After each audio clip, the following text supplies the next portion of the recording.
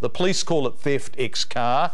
You probably know it as getting your car broken into and having all your stuff nicked. Whatever you call it, it's a growing and messy problem, and it is a pain in the butt for the many people who've been victims of it. In central Auckland alone, wait for this, 10,000 cars were broken into last year. That's just central Auckland, and that's just the cars that were reported to the police. So how does it happen, and what can you do about it?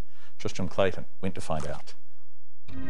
Well, here we've got this male. He's just looked into 2 cars. He's gone around to the blue car, and now he's about to put his hand in his pocket. He's getting out his device to get ready to break into the car. I think he's a schoolboy, this fella. There you go, he strikes the window a couple of times, reaches in, grabs what he wants, and you can see him leaving then. It's the shocking footage of a daily crime.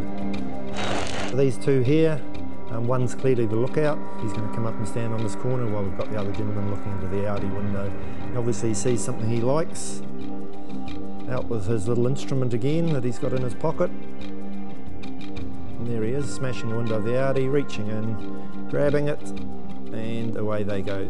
The lights come on the Audi. So that's the alarm going off there? Yep, and there's his lookout walking along behind him. So even with the alarm going, they're just walking away quite calmly? They're just walking away calmly. Filmed by a single camera in one Auckland car park, the pictures show criminals smashing and grabbing whatever they can lay their hands on. Okay, he's got his target. He's starting to withdraw his little implement out of his pocket there. And now from now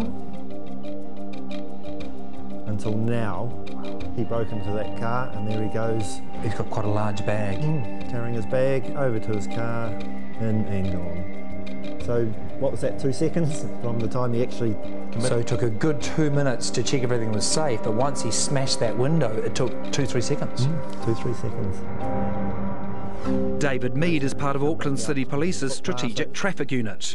One of his biggest jobs is cracking down on theft from cars. What they're doing is they're not breaking into every car. You see 8 cars in the film, they'll break into 1 or 2. They're breaking into the cars of people who have left something in view. And one of the worst spots in the city is this quiet-looking corner in Epsom. Last February, there were 32 break-ins within a few hundred metres of this spot. That's more than one a day. And here's why. This is a nice part of town.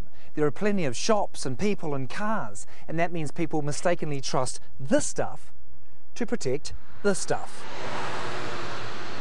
We filmed the car park for 15 minutes and found 10 of 20 people who parked their cars here left possessions in plain view inside their cars.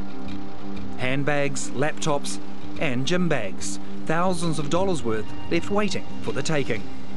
Laptops, yes, there is the financial side, but there's also all those photos that you don't want to lose. All the data. We've had examples of people's thesis and all stored on the computer and not backed up. So yeah, it's more than just dollar value. National figures show there were 40,000 thefts from cars across the country last year. But it's in central Auckland where the problem is most acute, with 10,000 cars broken into and stolen from every year. How bad is this problem? Well, it's big, and it's 18% of all crime in Auckland City District. So we're talking about a huge amount of crime. Auckland City District Commander Mike Clement says he's determined to get on top of the problem. I don't think we should accept that. The community shouldn't accept it. I don't accept it.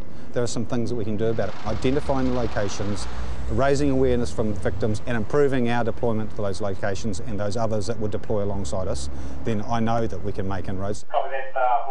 Clement says the targeting of crime hotspots such as Newmarket and Epsom have already seen a reduction in thefts from cars. I want to send a message to the offenders too, is that we're not going to tolerate it. The soft touches that you might have had in the past aren't going to be soft touches any longer. We won't fix it by tomorrow, so there has to be a patient community and an involved community. We put resources into it. We put overt resources into it, high-profile police cars, marked cars. We also put covert surveillance, spend a number of hours sitting in a car that's not recognisable, just watching the spot. We've used the automatic number plate recognition vehicle, which tells us of stolen cars going past the vehicle or cars that are used by criminals. And we are making inroads. A lot of places now have cameras. Only Hunger, for example, have just invested in a large bank of cameras. Last week, security guard there reviewed some footage, gave us photos, we identified the people and locked them up. But Mead says catching the thieves remains difficult.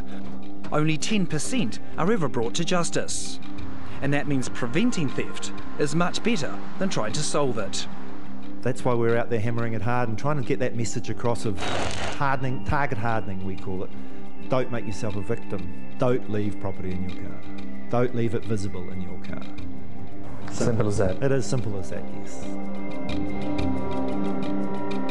Trish from Clayton reporting. Obviously, if you recognise any of the people seen breaking into cars in that story, the police would love to hear from you. You can contact us, we'll give you details, or Crime Stoppers if you know who they were.